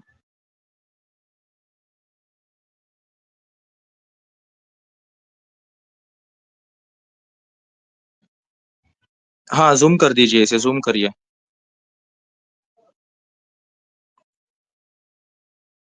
अच्छा, दर्शकों ये देख लीजिएगा, मेरी आवाज आ रही है ना कुणाल जी, कि नहीं आ रही है? नहीं, बिल्कुल सही है, बताइए आप। हाँ, मोगली जी, अच्छे से जूम करना उसको कि पूरे डिस्प्ले पे वही वही पार्ट दिखना चाहिए करेगा, क्योंकि मैं मोबाइल से ज्वाइन हुआ, मुझे लिटरली बहुत छोटा दिख रहा है, इसके लिए मैंने आपको कहा। दर्शकों सी, ये है आचार्य नागार्जुन कृत सहलेख, फ्रेंड्स लेटर टू आचार्य नागार्जुना। इसमें आचार्य नागार्जुन क्या कहते हैं, जरा एक बार हम वो देख लेते हैं, प्लीज वो टेक्स्ट दिखाइएगा।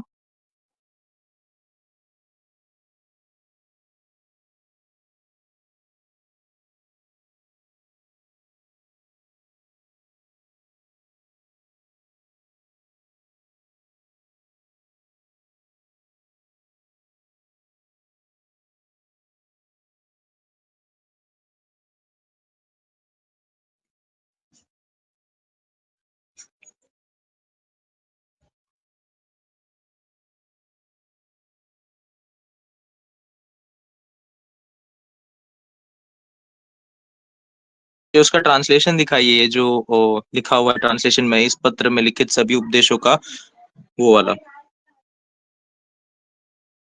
बस, मैं इस पत्र में लिखित सभी उपदेशों का अक्षरशः पालन तो भिक्षुओं के लिए भी दुष्कर है। अतः इनमें से इनमें से जिस उपदेश का आप पालन कर सके, उसी का सतत पालन करते हुए सदाचार पूर्वक अपने जीवन को सफल बनाए। यहाँ पे भी आचार्य नागार्जुन साफ साफ लिख रहे हैं कि इस पत्र में जो उन्होंने बात लिखी है उसका अक्षरशः पालन करने के लिए तो बिल्कुल भी दुष्कर ही होगा। इनमें से जिस उपदेश का पालन आप कर सकते हैं, उन्हीं का सतत पालन करते हुए अपने जीवन को अ, जीवन में लगा है। इसका नेक्स्ट पेज ओपन कर लीजिए आप, इसको जूम आउट करके नेक्स्ट पेज ओपन करिए सीधा। अच्छा, ये प्रमाण वार्तिक का है, प्रमाण वार्तिका का स्टेटमेंट यहाँ पे पूरा पढ़ लेते हैं, क्या क्या बात आई है क्या नहीं आई है। He has heard that in the case of some activities whose effects are not perceptible, engaging or not engaging in those activities will have some extremely praiseworthy or disastrous results, and there is no observed contradiction in that being the case. He would thus act thinking, if this is to be done, it is best that it be done thus.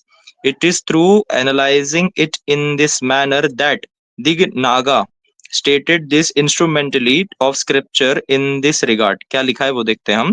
A statement that is a worthy subject of examination is one that is coherent, संबद्ध, offers a suitable method and cites some, आगे करिए इसे।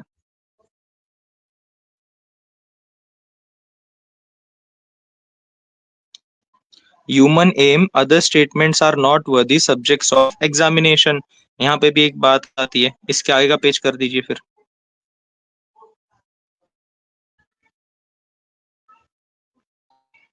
Its trustworthiness consists of not being contradicted by perpetual awareness and two kinds of inference with regard to both the observable drishta and unobservable adrishta things, artha, that are the objects artha of those instrumental cognitions। ये एक हो गया प्रमाण वार्तिक का। अब इसके आगे का दिखा दीजिए मुगली जी।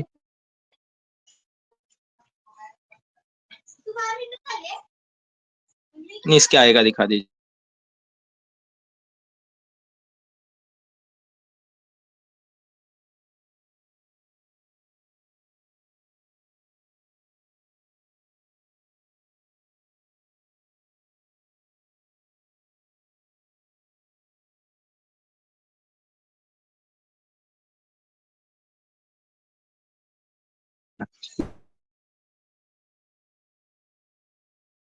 what I say after putting it to the test. यानी आचार्य भी कह रहे हैं कि भिक्षुओं ने तभी मानना चाहिए जब वो इसको परख सके टेस्ट पर, जस्ट एज कि वो परखने के stone. They should not believe what I say out of deference to me. भक्ति अभय जी आवाज थोड़ी सी बहुत ज्यादा कट हो रही है वहां पर। कंप्लीट कट हुई, कहाँ पे कट हुई थी मुझे बता सकते हैं आप, तो मैं कंटिन्यू करता हूँ वहां से। पहले से ही आपने पढ़ा ना, क्लेवर पीपल ओ मॉन्क्स, वहीं से ही आवाज अटक गई थी। इनकी आवाज है ना पर नहीं, अभी भी ऐसा ही हो रहा है आवाज। सब लोग कह भी रहे हैं कि क्रैकिंग हो रही है आवाज में। तो आप थोड़ा पढ़ दीजिए।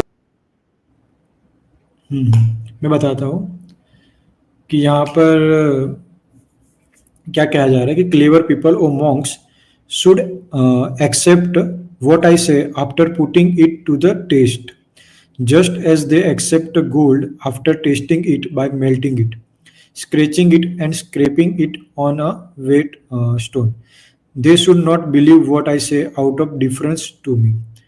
तो यहाँ पर जो आर्य देव थे वो बता रहे हैं वर्ष नंबर 37 में कि जो क्लेवर पीपल होते हैं, यानी कि जो ज्ञानी लोग होते हैं, उनको किस तरीके से मेरा जो शब्द है उसको टेस्ट करना चाहिए। जैसे एक सोने को कैसे सोनी परखता है कि ये सही है या गलत है, ये किस प्रकार से है, उसको बताया जाता है। तो उसी प्रकार से टेस्ट करके मतलब उसको एक्सेप्ट करना चाहिए।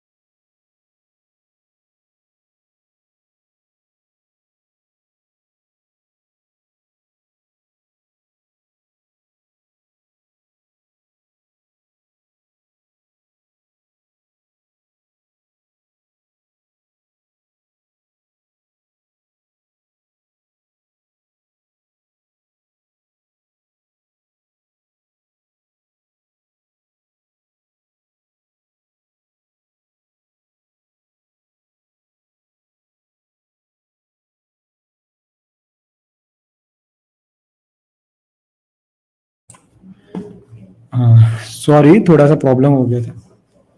अच्छा, अभय जी अभी ज्वाइन नहीं कर पाएंगे तो स्ट्रीम आगे बढ़ाते हैं हम लोग, और माफी चाहते हैं कि क्या करें कि अभी हो गया है प्रॉब्लम।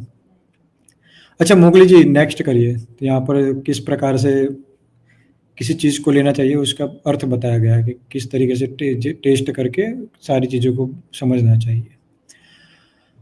अब यहाँ पर देखिए ये शूद्रक वस्तु करके है, मूल श्रावस्तिवाद विनय है। जो मूल श्रावस्तिवाद थे उनका जो विनय था उसके अंदर से हमने लिया गया है कि Nanda, scriptural wisdom is unnecessary. Whatever you see with your eye, know it for what it really is, and you will be liberated by correctly analyzing things as you have seen them. Nanda, do not go to me because of faith. क्या कह रहे हैं कि इस प्रकार से मेरे को मत लेना कि सिर्फ और सिर्फ विश्वास रखकर मुझ पे मत मान लेना। Do not go to me because of fondness. Do not go to me because of hearsay. Do not go to me because of reflection my form. Do not go to be to me by way of having an audience with the ascetic. Do not go to me because of acceptance toward the views and thoughts of the ascetic. Do not go to me because of respect for the ascetic, or do not go saying, the ascetic Gautama is my master, यानी कि गुरु। Nanda, instead go of secretly by yourself and reflect upon, ponder and examine whatever doctrines I have truly realized thanks to my understanding. तो यहाँ पर ये बताया जा रहा है कि भगवान बुद्ध ने जो धर्म दिया है तो उसको बस मान नहीं लेना है, उसको फॉलो करना है। फॉलो करोगे तो आपको खुद ही वो धर्म के कारण जो बेनिफिट मिलने चाहिए वो मिलेंगे। फॉर एग्जाम्पल देखें कि जैसे कि किसी व्यक्ति को ऐसा है कि मुझ में काम वासना ज़्यादा है तो मुझे उसको कम करना है, ठीक है। तो भगवान बुद्ध ने उसके लिए एक मेडिटेशन दिया है जिसे अशुभ भावना कहा जाता है। तो भगवान बुद्ध ने ये नहीं कहा कि इसको बस मान ही लेना है, नहीं, जो बताया गया है दम उसको फॉलो करना है, यानी कि अशुभ भावना को फॉलो करना है। और आप खुद ही जान लोगे कि जब अशुभ भावना करते हैं तो धीरे धीरे हमारे अंदर जो काम वासना है वो नष्ट होने लगती है, अंत होने लगती है। तो इसी प्रकार से भगवान बुद्ध ने एक बताया कि एग्जामाइन करना है, खुद से जानना है, खुद को धर्म में उतारना है, उसके बाद ही उसके ऊपर भरोसा करना है या मानना है। सिर्फ और सिर्फ मेरे कहने मात्र से मान नहीं लेना है, यानी कि धर्म का पालन करना जरूरी है। आगे बढ़ते हैं। यह है बोधिसत्व भूमिका, ठीक है। ये भी महायान ग्रंथ से लिया गया है। तत्र सम्यक चिंतन बोधिसत्वस्य, ये तो चलो उनका सूत्र हो गया, सीधे ट्रांसलेशन पर आते हैं। What is the bodhisattva's correct reflection, ठीक है। प्रश्न पूछा जा रहा है कि what is the bodhisattva's correct reflection here. A bodhisattva who wishes to reflect, weigh and examine the teachings that he has heard while alone and in seclusion, first avoid the inconceivable topics and then begins to reflect on the teachings and continues to reflect। तो यहाँ पर भी यही बताया जा रहा है कि सिर्फ और सिर्फ मान नहीं लेना है, एग्जामाइन करना है। कैसे एग्जामाइन, किसी भी चीज को कैसे एग्जामाइन करोगे, उसका प्रयोग करोगे ना अपने ऊपर।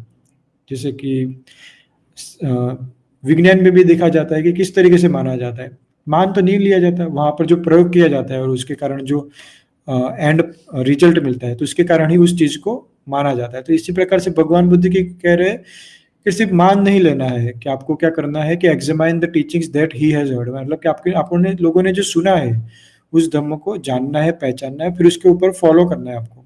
फिर आपको अपने आप पता चल जाएगा कि वो सत्य है या नहीं है। Again, by means of reasoning, he examines and penetrates a little, and he is not dependent on others। मतलब कि वो खुद से जानता है, खुद को इसको अनुभव करता है और वो दूसरों के ऊपर फिर डिपेंडेंट नहीं रहता है। When he has examined those dharma by means of reasoning, he is not attached to anything. He does not reject those dharmas that are profound and beyond his understanding, thinking. These dharmas are the province of the Tathagatas, not of my understanding. Thus, he does not reject those dharmas and he preserves himself without injury or harm, without blame। ठीक है, तो यहाँ पर भी वही बातें बताई जा रही है। नेक्स्ट,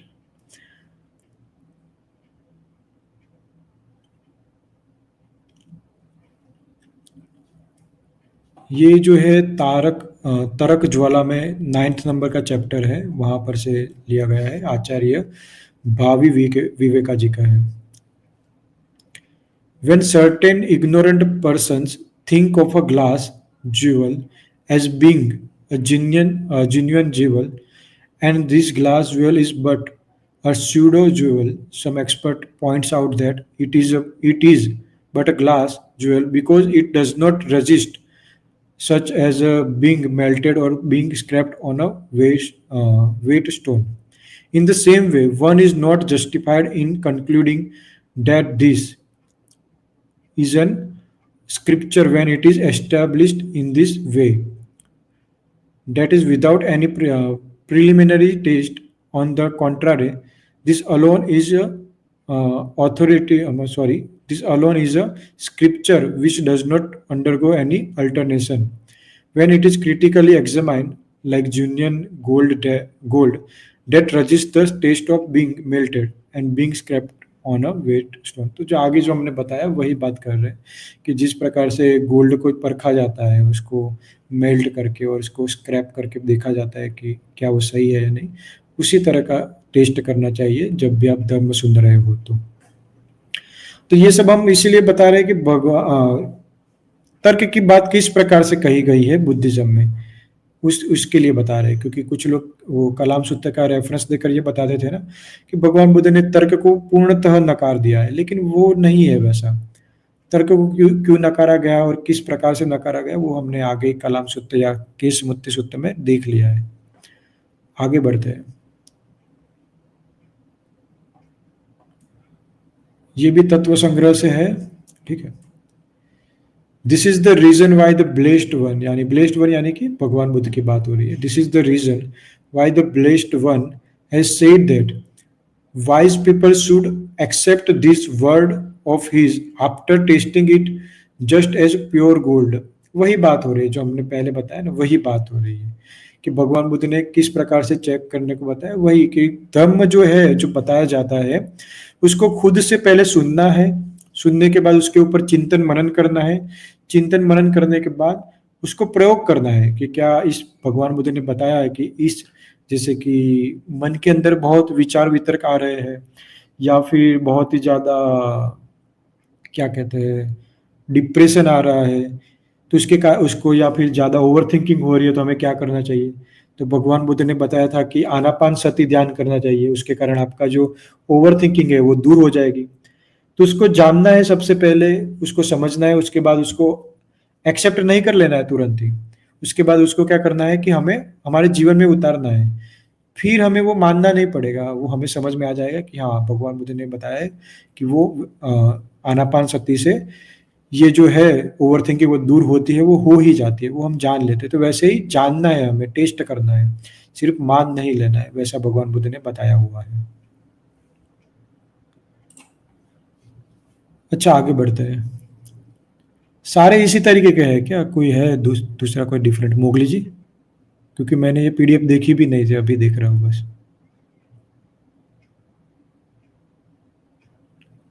मोगली जी, ये गोल्ड वाला ही सब में आ रहा है ना? ठीक है ठीक है, इसमें भी गोल्ड वाले ही जो, ये लास्ट है सर। अच्छा अच्छा ओके, चलो ये वाला भी देख लेते हैं। न्याय बिंदु का है महायान से।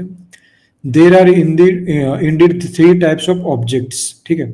1 डेट विच आर परसिप्टेबल, यानी कि प्रत्यक्ष रूप से जिसको हम देख पा रहे हैं उसको कहते हैं, ठीक है। तो 3 प्रकार के ऑब्जेक्ट होते हैं। एक होता है कि जिसको हम प्रत्यक्ष रूप से देख पा रहे हैं, जैसे कि ये सामने आपको स्क्रीन दिख रही है वो। डेट विच इज प्रेजेंटली इम्पर्सिटेबल, यानी कि अभी आपको दिखाई नहीं दे रहा है लेकिन परोक्ष रूप से वो अस्तित्व में है, ऐसी चीज है, ठीक है। और तीसरा है कि दैट विच इज रेडिकली इनपर्सिटेबल, यानी कि अत्यंत परोक्ष, यानी कि परोक्ष नहीं है, उसके भी अत्यंत परोक्ष है, जो जिसको हम जान ही नहीं पाते। Among those types of objects every perceptible objects, यानी कि प्रत्यक्ष जो ऑब्जेक्ट है, is gold is tested by melting, ठीक है। Imperceptible object should be tested by inference, ठीक है। तो यहाँ पर यह बताया जा रहा है कि जो प्रत्यक्ष चीजें होती है जिसको हम देख पा रहे हैं, तो उसको कैसे चेक करना चाहिए, जैसे गोल्ड को चेक करते हैं उसी प्रकार से हमें चेक करना चाहिए, ठीक है। अनुमान लगाकर चेक कर सकते हैं। As gold is tested by या स्क्रैचिंग, बराबर, ठीक है, गोल्ड को स्क्रैच करके चेक किया जाता है, उसी प्रकार से हमें रेडिकली इम्पर्सिटेबल ऑब्जेक्ट को चेक करना चाहिए, वर्ल्ड, ठीक है। Tested for its internal consistency as gold by scraping on a whetstone, for it is on the basis of such a pure, मतलब कि परिशुद्ध scripture, that practically rational trusting that it is a praman, engage in action even though the object is imperceptible, ठीक है। तो वो यही बात कर रहे हैं कि ये जो 3 प्रकार की चीजें होती है, एक होती है जो प्रत्यक्ष रूप से हम जान सकते हैं, ठीक है, दूसरी होती है जो परोक्ष रूप से जान सकते हो, तीसरी होती है जो अत्यंत परोक्ष होती है, वैसे जान सकते हैं। तो उसको किस प्रकार से चेक करना चाहिए, तो एग्जाम्पल देके बताया, जो गोल्ड वाला एग्जाम्पल था वही बताया गया है। चलो आगे बढ़ते हैं।